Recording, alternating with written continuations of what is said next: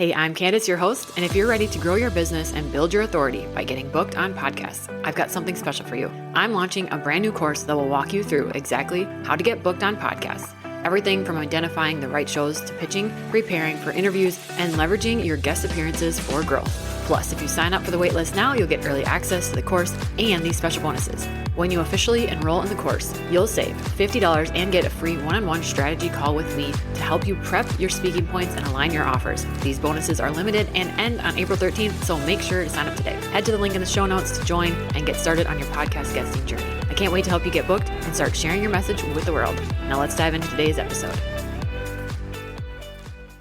All right, today I have Christine Farrugia on. She is a leadership and career coach and an executive with over 20 years of leadership experience in a wide variety of sectors, from retail to financial services to tech, leading teams of up to 200 people. She works with her clients to help them create careers that they are excited to get out of bed for every morning by helping them get clarity on their goals and the confidence to go after them. Christine has an MBA from Stanford University's Graduate School of Business and is a certified Kahn Method coach. Most importantly, she is a mom to two amazing kids, Oliver and Harper.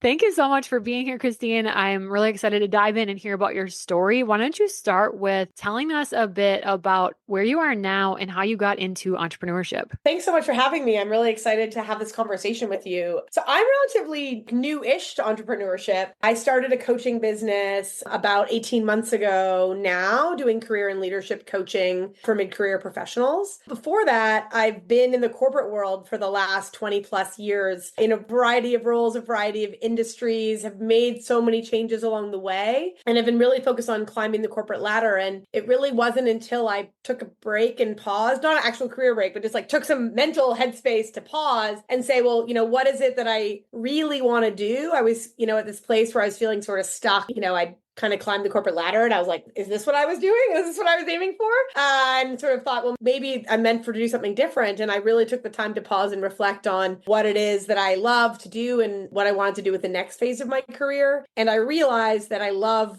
coaching and mentoring people. And that's what I've loved at every job I've ever had. And if you'd asked me when I was 21 years old, I would have said I want to be a life coach. But I also would have said in the same breath that that's not a real job and you can't make any money. And I decided to give it a go. So I've had maybe a different path to entrepreneurship than some people. I haven't been doing it for my whole career, but it totally brings a different, unique set of challenges and opportunities along the way. Everyone has such a very unique story about how they got into entrepreneurship. I just interviewed one of your friends, Hollis, last week, and she was like born and raised in it. So, But you and I have more similar story where I went to school to be a teacher. I taught for 13 years. And in the last few years of it, I looked around like it was Groundhog's Day over and over again. Like, this is it. There's nowhere else to go from here. I've gotten every piece of education I could get in this realm.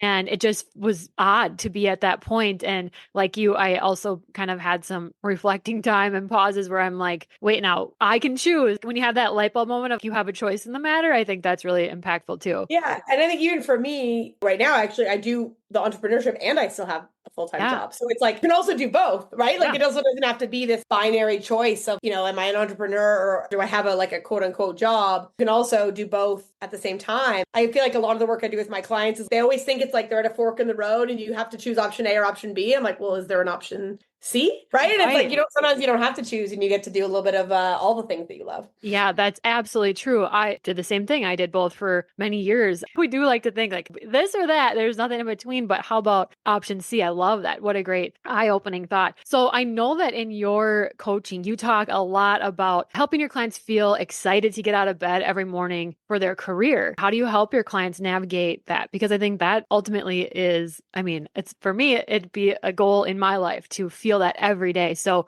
how do you cultivate that with your clients? It is this goal that I think a lot of us have. And it's, partially comes from your career, comes from your life, comes from all these different things. But who wouldn't want to be excited to get out of bed every morning and not dragging, right? But what I do with my clients is we go through these sort of 3-phase process. It's not linear. It's very messy, but I describe it in a linear way because it's the easiest way to describe it. And the first phase is really about getting clarity about what is important to you and what you actually want to do. That sounds maybe easy, but it's actually hard because what we want is often hidden beneath our judgments about what we want. So going back to the story I told earlier of when I was 21, I wanted to be a life coach. I didn't even allow that to be an option in my life because I was like, well, that's not a real job. You can't make any money. What would people think? That's not what I went to school for, all these things. And so you have to go deeper and have people be much more introspective to even admit to themselves what they actually want. That's the first phase of work is like, can you even admit to yourself what you want? You don't have to tell anyone yet. Just admit to yourself what it is that you actually want. There's a lot of introspective work in that first phase. And then the next phase is confidence. And in confidence is like, okay, now I know what I want, but like, do I actually believe that I can do it?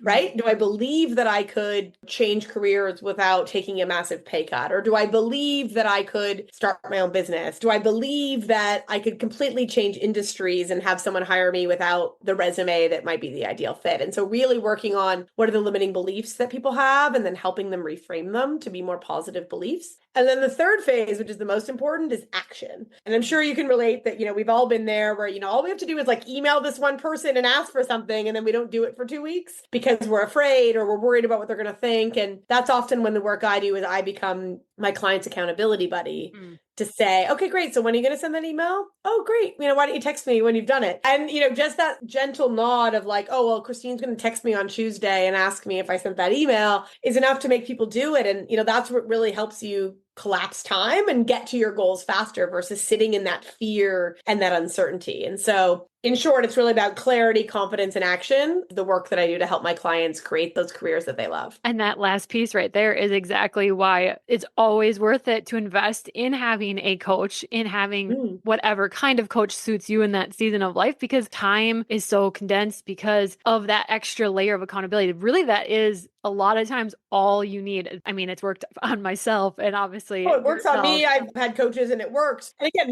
I'm not going to yell at anyone, but it's like that's like you just want to let someone down. That's the critical piece that often comes with it is like you can know what you want to do and you can just sit in a job you don't love for another year not doing anything about it, right? Yeah, absolutely. Yeah. Let's back up a little bit. You've spent 20 years in the corporate world. How do you utilize that in your role as a coach? I use that all the time in my role as a coach. Most of my clients are people like me who are in the corporate world. And I think oftentimes when people think about a career change, they think it's a big change. Like I'm going to quit my job and start my own business. But oftentimes that's not actually what people want. They want to change industries or they want to go from a giant company to a smaller company, or they want to stay in their role, but they want to set better boundaries between their work and their home life. And what I really bring is like, I understand that corporate world and that corporate dynamic and the corporate politics and, all the things that come along with it. And just that sort of general business sense to bring to the conversation of, I understand the world that my clients are coming from, which brings a level of, relatability and also the ability to share perspectives that are similar. Obviously, every company is different, but there's sort of similarities that run between folks that work in that corporate world and can help them navigate those changes. Yeah. If someone is contemplating a career change, what advice would you give them? So the main advice that I give them is, I guess, two pieces. So the first is always find something that you're running towards and not that you're running away from. It's so common, and I've done it myself, where you don't like your job. And so you look for a new job. And then you take whatever new job you get because it's better than your old job,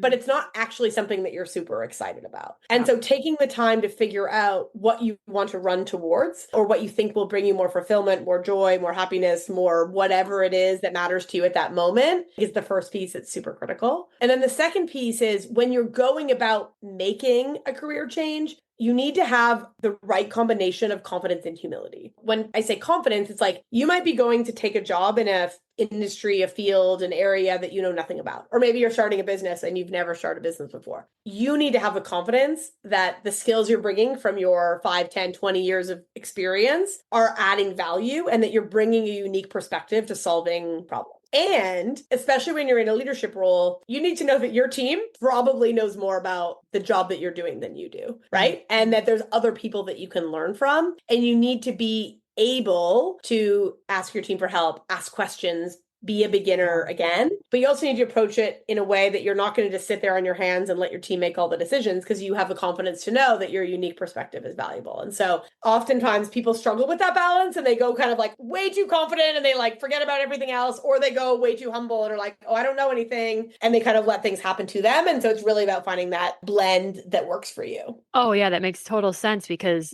sometimes you think asking questions means I don't know anything, so I better not ask any questions. So then you go down that route of, you could have saved yourself a lot of time and a lot of mistakes and mishaps had you just asked someone that would have known the answer really quickly. 1,000%. Exactly. Yeah. And like, it doesn't matter what level of your career or how much experience you have. Nobody knows everything. And if anything, the ability to ask good questions is often what can separate you from other people. Huge strength for sure. Back me up to you're working your corporate job, but now you decide I'm going to launch this side business or my own business alongside of it. What were your first initial steps? What was it that was like, okay, I have to do X, Y, and Z, and now I have this business that I could take on clients? Like, what did that look like for you? So for me, it was like a very slow, gentle burn of building my confidence, to be totally honest. And so I started out by reaching out to people in my career that I had mentored in the past, most of it, which were quite a bit younger than me, people that I was like not afraid of their judgment, basically. Yes. And I reached out and I said, I'm starting this business. Do you know anyone that would want like 3 free coaching sessions? Right. And so I got,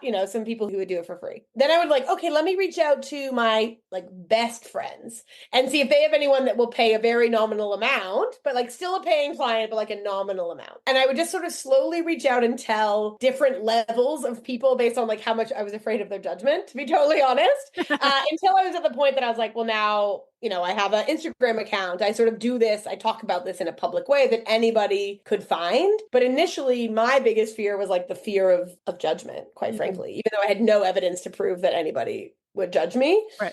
So for me, it was just like, start really small and prove out, do you even like this? Your first goal, especially when you have a job and you're doing this as a side business, like your first goal is not to make money. My first goal is like, do I like to do this? Yeah. Right. So how can I test it out in a low stress way? And then I was like, okay, I just want to make like a tiny bit of money. Okay, now I can start charging. And then over time, you can start to charge what you're actually closer to what you're actually worth. But for me, it was a slow process of building up that business. And in a coaching business or a service related business, like there's not a lot of infrastructure you need. You can like get a Zoom account and a Calendly. Like that part is actually easy.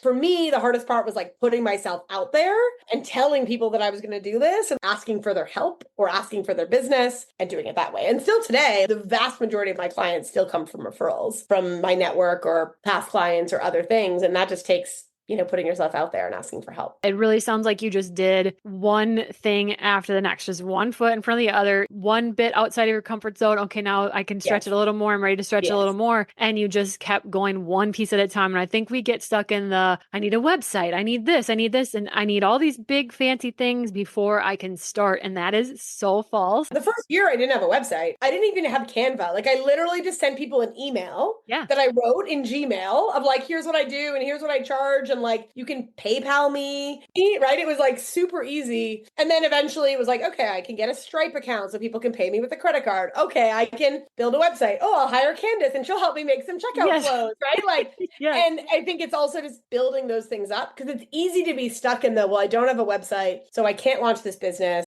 And I don't know how to build a website or I don't like to build a website. And then all of a sudden it's been 9 months and you still don't have a website and you haven't launched your business.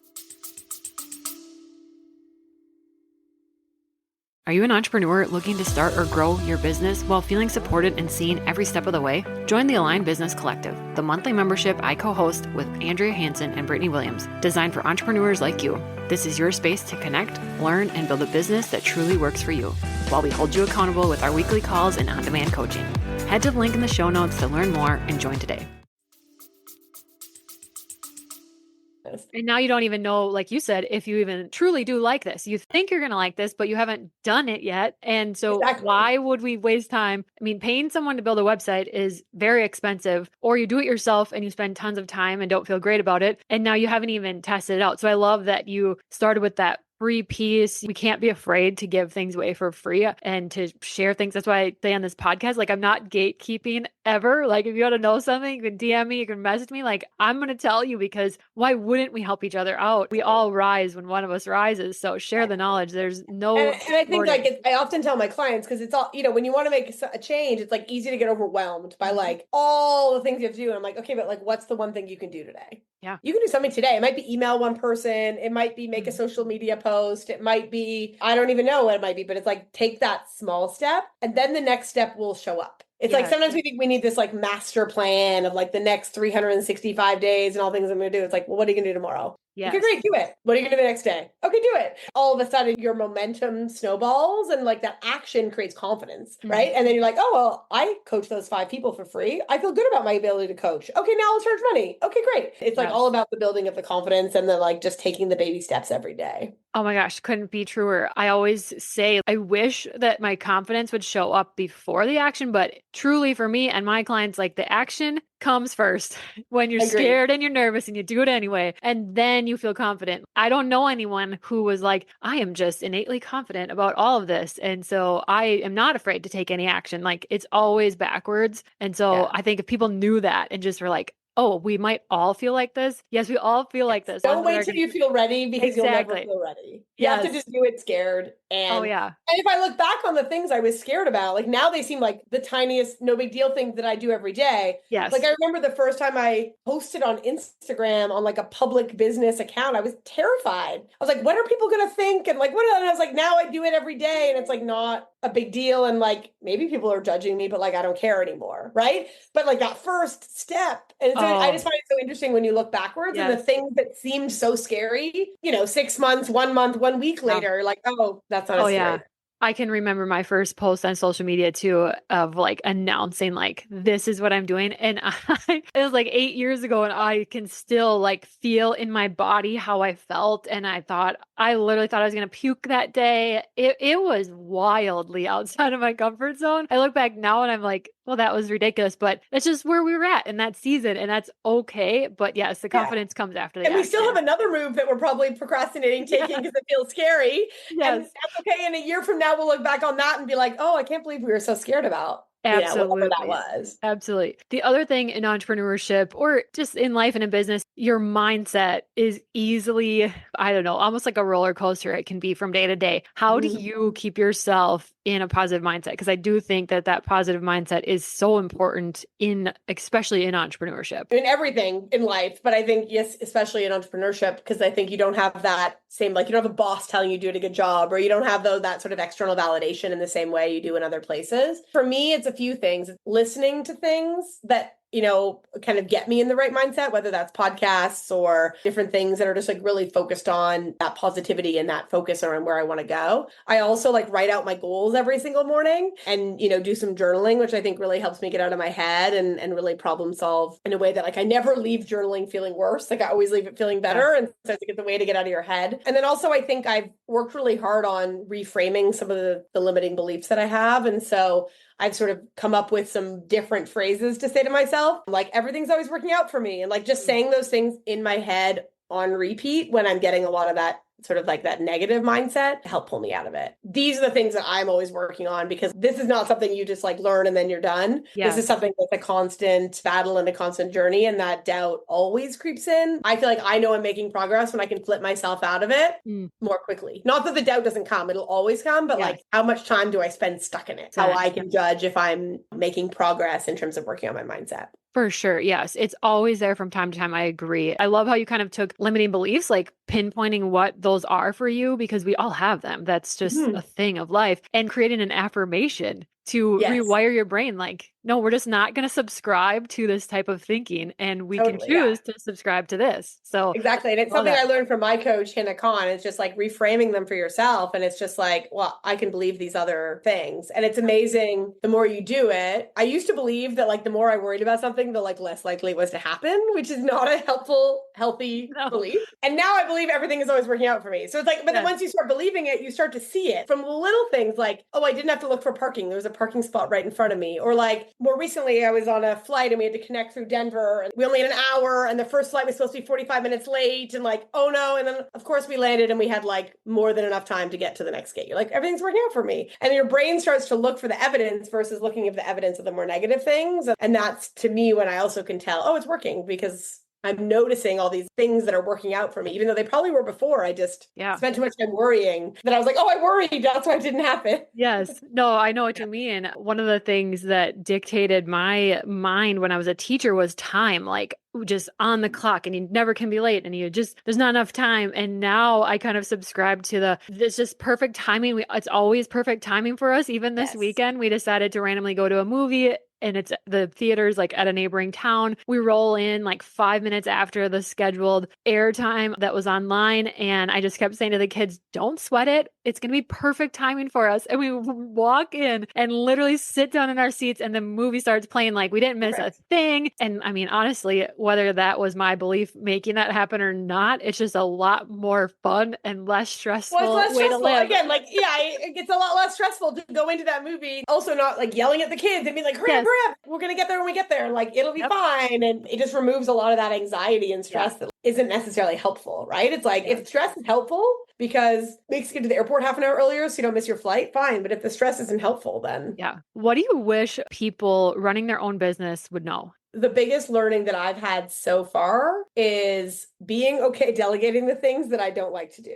So like hiring you, for example, is like, yes, if I'm doing like a masterclass and I was like, I don't know how to build this. This will take me days or hours and hours. And I like fill out a form and I send it to you. And like an hour later, like, here you go. Boom, done. And I think when you're starting out, especially you're like, oh, like, I don't know, but that costs money. And I don't have, you know what I mean? And I think it's like, well, what could you be doing with your time that could help you generate more revenue by delegating the things and paying someone else to do the things that you don't like to do? And I think especially when you start out and you're a solopreneur and you maybe you don't feel like you have the money to spend on those things. Sometimes it's like, it's an investment. It's not a cost. And sort of shifting that to be like, well, how can you spend your time at your highest and best use in the business? And I think at least for me early on, that was one of the bigger learnings that I had to go through of like, it's okay to spend money on things as you grow. And just like in my corporate world, like I don't do everything myself. You have a team. I have a huge team, but like, it doesn't mean that there's things I don't have to do, but it's like, you can create a team of people around you just in a different way, even when you're just starting out fresh with a brand new business as a solopreneur. The other learning I've had is you just have to keep going. Sometimes you try something and it doesn't work. And then you're like, oh, I tried this thing. I thought it would bring me all these clients. I got 0 clients out of it. It's easy to write it off and be like, my business will never work. I'm a failure, like whatever. And it's like, no, just try something else. And maybe you can go back to the thing you tried 3 months later with your learnings and like try it again. Everything is all about experimentation. And so one thing not working doesn't mean that you're a failure, your business is a failure and all these things. It's just like, well, how can we take the learnings and try something else? Absolutely. I can't tell you how many times I was going to like host a class or this new random thing. And then you post about it, you share about it, you email it out. And then, no signups. You thought everyone was going to love it. You thought is what they were looking for. And then it just didn't hit or it wasn't the right timing. That used to scare me like so much because what if someone found out that I had a class that I like was going to host and no one came? And then you're like, and then it happens and you're like, oh, well, that's really not a big deal. And also because no one came, no one knew about it except for the fact that I'm sharing this. Well, nobody knew that nobody came. It's fine. Yeah. You just move on to the next thing. So it's really actually not that scary. You learn so many things when those things happen because maybe you didn't give yourself enough time to market it. Maybe your verbiage messaging was a little bit off, or maybe the time you chose to host it like didn't work. Or so but I think if you feel like you're a failure when it's like, well, actually, no, I actually learned something. Yeah. From that. I also think it's easy to think that you're the only one that has ever happened to because who's sharing that? Which is another reason I'm like, this podcast is important because I'm going to share that. Who's getting online? Like I was going to host a class today, but nobody showed up. So here I am telling you about it in real time. Like this is not happening. So you think you get in your own head and you're like, that's true. Really I saw these 2 coaches on LinkedIn and they did like a live or whatever. They were talking about how they planned this entire retreat and then they didn't get enough people to sign up. So they had to cancel it and they lost money even like, and they're like, but like nobody talks about the fact that we could have gone quiet and just canceled it and never told anyone. Like, no, it's like a learning experience to be like, no, we actually tried something. It didn't work. And here are the 3 things we learned. And like, maybe we'll try again next year. And it happens a lot in any career that you fail and you make mistakes. But I think sometimes in entrepreneurship, it's easy to personalize those a lot more because it's like your business. And especially if you're like a solopreneur, then you're like, well, it's all on me. But it's like these things happen in all areas of our lives. And that's okay. Take what you're going to learn and try something different. Absolutely. So I could chat with you all day. This has been lovely. But tell us, what are you working on this summer? What's going on? What can we look out for? Awesome. Thanks for asking. So I am starting the next cohort of my group coaching program, which is called the Career Joy Blueprint. It's going to be starting in mid-July. And this is where we take a small group of mid-career corporate execs who want to make a change or feel stuck in their career. And we take them through those 3 phases that I talked about before, the clarity, confidence, and action. My goal this time, it's a 3-month program. Come September, you're going to know what you want to do and be all ready to go, which is when, the job market and everything starts to pick back up. So you can spend your summer getting clear about your career goals and positioning yourself to really end this year, in a career that gets you more excited to get out of bed in the morning.